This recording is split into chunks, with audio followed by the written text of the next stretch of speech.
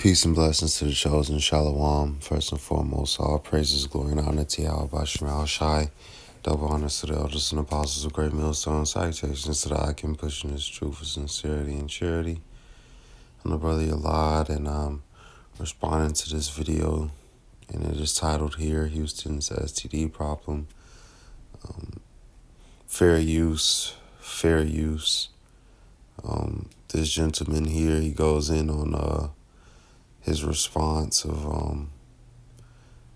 the videos that are coming up, and the numbers and estimation of what's going on here is crazy. The numbers of how many people in that city alone and in just the dirty South in general is crazy. So we'll just grab some precepts to respond. First, we'll start with 1 Timothy 5:20. It says, "Them that sin rebuke before all that others may fear." And this is really a lack of fear thing, because in this society, people have freedom to go about and do as they will.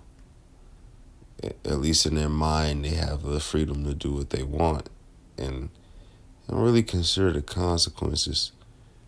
So that is a lack of fear problem as well. That's people are not properly informed, and fear helps instruct. It helps to give understanding that there's consequences to your actions. But this is also what it's like when a land falls to whoredom. It's what it's like unto. It says Leviticus 19:29, "Do not prostitute thy daughter to cause her to be a whore, lest the land fall to whoredom and the land become full of wickedness." And the dirty South is known for being the dirty South. It's not just Houston, Texas. It's the Carolinas. It's the Atlanta. It's all that area in the South U.S. It's known for being raunchy, I believe they call it.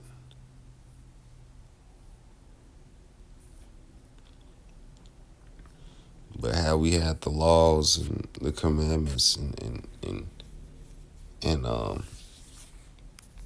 in the ancient world, this wouldn't be allowed to happen. It wouldn't have spread it that great and fast. Because you have this right here contributing to fear. Leviticus 21:9.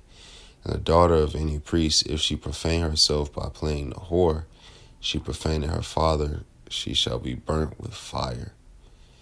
And it's the same sentiment as the child who doesn't obey the voice of his father and mother. It says that he needs to be stoned to death in front of the city. It's a thing of fear.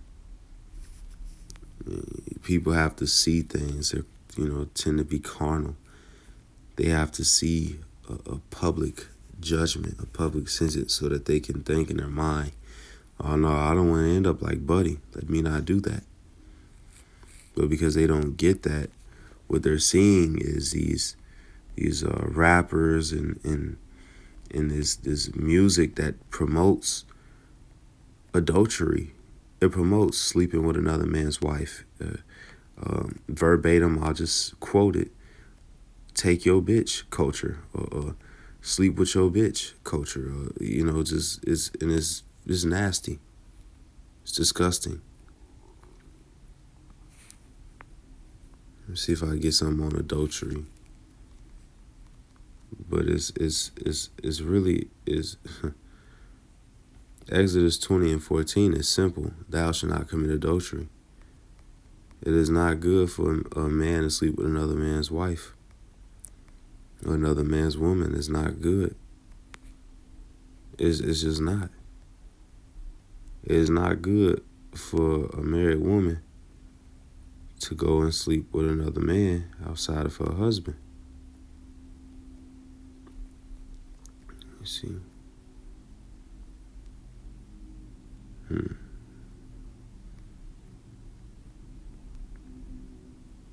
Yeah, it's not good. Because all of this is the ways of death. When you listen to this rap culture and black culture in general, it's just the ways of death. Because it these people,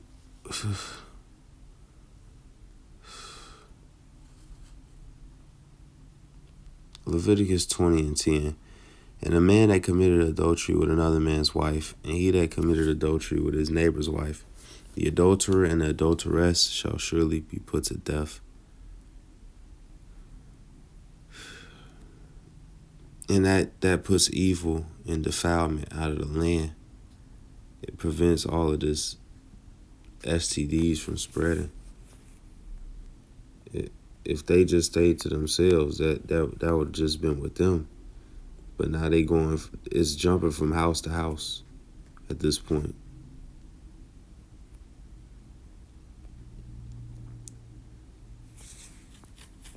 But this is just the culture, the fast life. Do what you want to do. It's the lack of standards. Have sex with anybody you feel like it, whenever you feel like it. The lack of fear.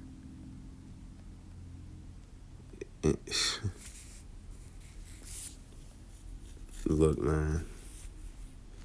Right now is a good time to not be getting no box, man. Right now is a good time to not be getting box. Okay, this is a perfect time. But yeah, no, it's a thing of a lack of fear. And that's the biggest problem I see with this. People are not afraid enough. They're not. They don't fear the consequences. They damn sure don't fear the Lord. They concerned with the worldly standards.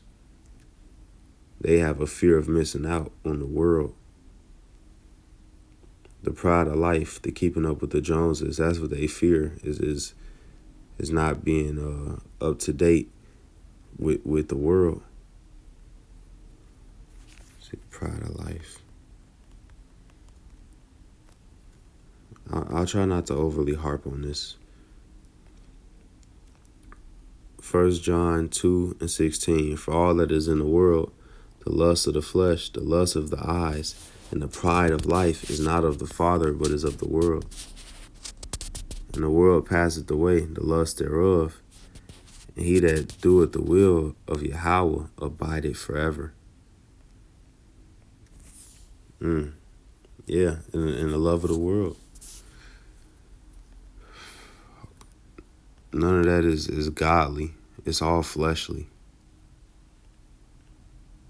So when you give into the pride of life, when you give into the lust of the eyes and the lust of the flesh, to do whatever you feel like doing, to not have standards, to not have those barriers to protect yourself, yeah, now you're open to dangers, an ailment, a disease that can unalive you one day.